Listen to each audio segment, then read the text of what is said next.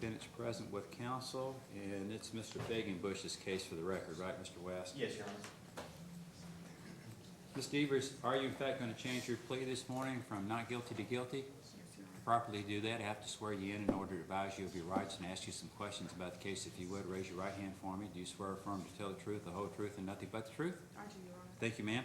According to the docket here, you're charged with one count of the indictment, wanton endangerment in the first degree, which is a Class D felony. Are you the same Irene Devers facing that charge? Yes, Your Honor.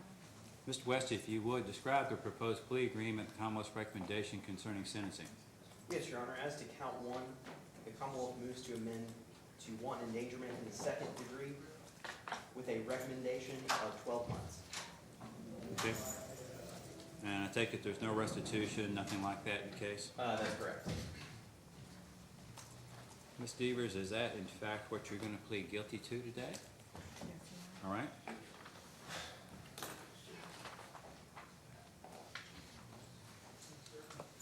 And ma'am, have you ever pled guilty or been convicted of any sort of a crime before? I have not. Have you had a discussion with your attorney about the collateral consequences of picking up a conviction such as this? Yes, Your Honor. Okay, is that right, counsel? It is.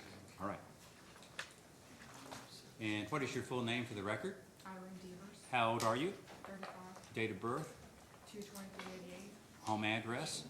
113 Manitoba Lane, Lexington, Kentucky, And the last four digits of your social, please. 2428. Are you working right now? I am. What do you do? I am the merchandise manager at Dollar Tree. And could you tell the court about your educational background? How far did you go to school? I dropped out my junior year. But you are able to read and write, correct? Correct. Have you ever suffered from or been treated for any mental problems? I am not.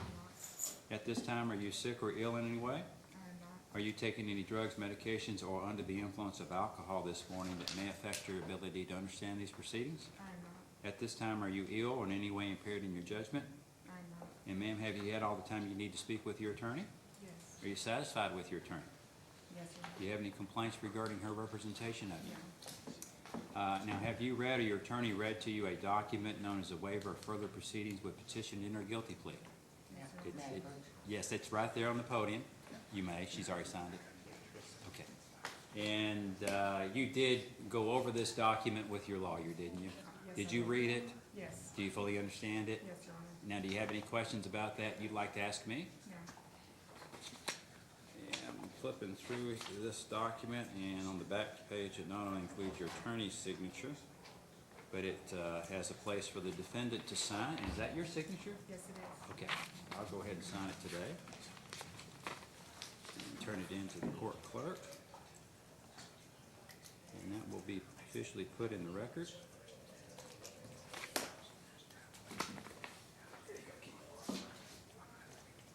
Ma'am, do you understand the facts with which you were charged with having committed in this indictment? Yes, Your Honor. And has your attorney informed you what the Commonwealth would have to prove to convict you of the offense charged in the indictment? Yes, Your Honor. Has your attorney informed you of any lesser offenses as well as any possible defenses that you might have had at trial? No, Your Honor. You are pleading to a lesser offense, right? Wanton endangerment. Second, have you talked about that and possible defenses that you would have had if you'd gone to trial? Yes. Okay. And knowing all this, are you telling me in fact guilty of count one is amended to wanton endangerment in the second degree? Yes. As a defendant in a criminal case, you've got certain rights. Those rights include the following.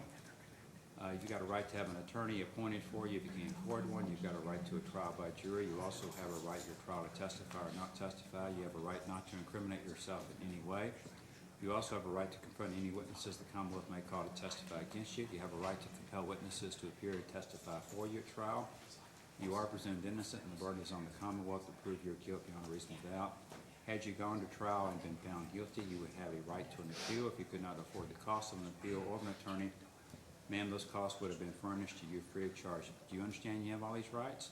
Yes, Your Honor. And you do understand you have all these rights by entering this guilty plea. You're giving up those rights, and there'll be no trial, no witnesses, and no appeal. Do you understand that? Yes, Your Honor. And you did hear the Commonwealth's recommendation concerning sentencing. Yes, Your They Honor. recommend that you serve 12 months at the Fayette County Detention Center in the event you aren't granted the privilege of probation. Do you understand that's a possibility? Yes, Your Honor. Okay.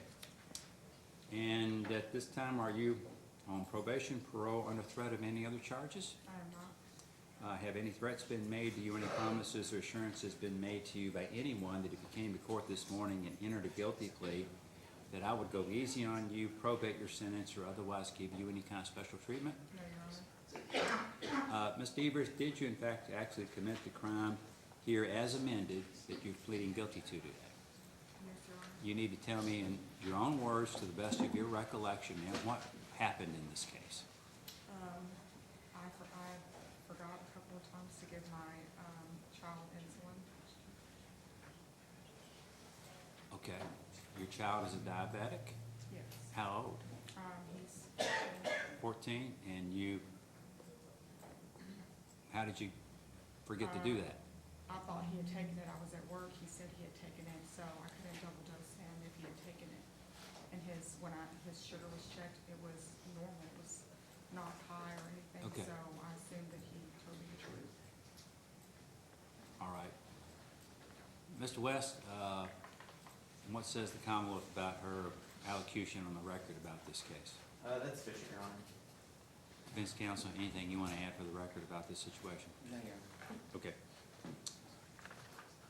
And ma'am, you're pleading guilty today of your own free will, is that right? Yes. No one's making you do this, are they? No. Today's decision to enter the guilty plea to this misdemeanor is yours and yours alone, isn't it, ma'am? Correct.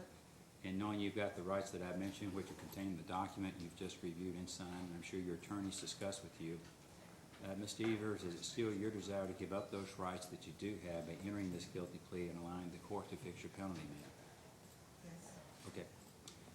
Defense counsel, got any questions for your client?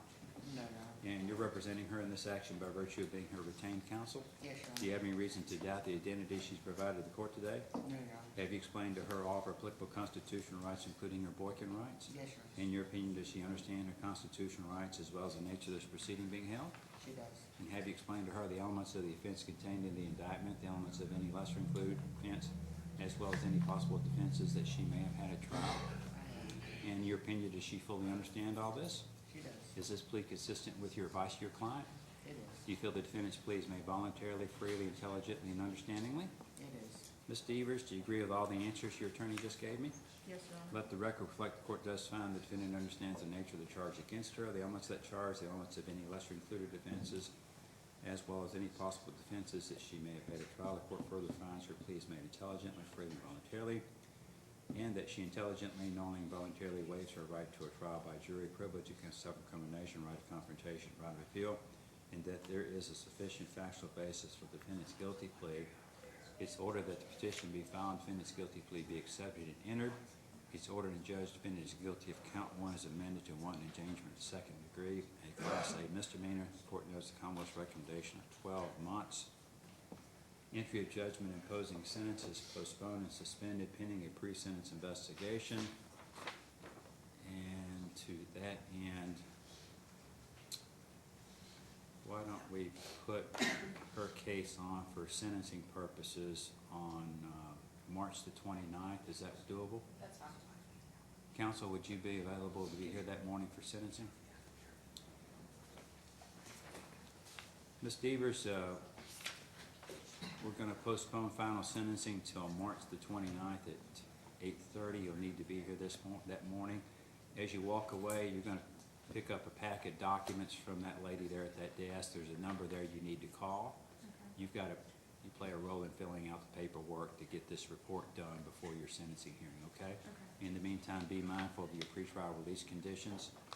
And is there anything else for the record, Defense Counsel? No, Your Honor. Thank you. Anything else from the Commonwealth? No, Your Honor.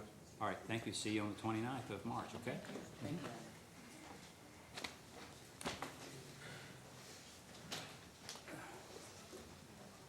Good morning, Your Honor. Good morning. I have two cases on, the first of which is Demetrius Reed. Okay, we'll call Mr. Reed's case. I believe this is Mr. Reed approaching, Your Honor. I've been appointed to this case recently. I think we just need to set it for the pretrial conference date, and I need to get discovery added on the portal. So it's Mr. Hart, That's correct. who will now be defense counsel. And remind me who the Commonwealth attorney is on this one. Just a moment, Your Honor. It looks like it is Andrew Gillespie. Okay, And let's do a pretrial conference and a status hearing.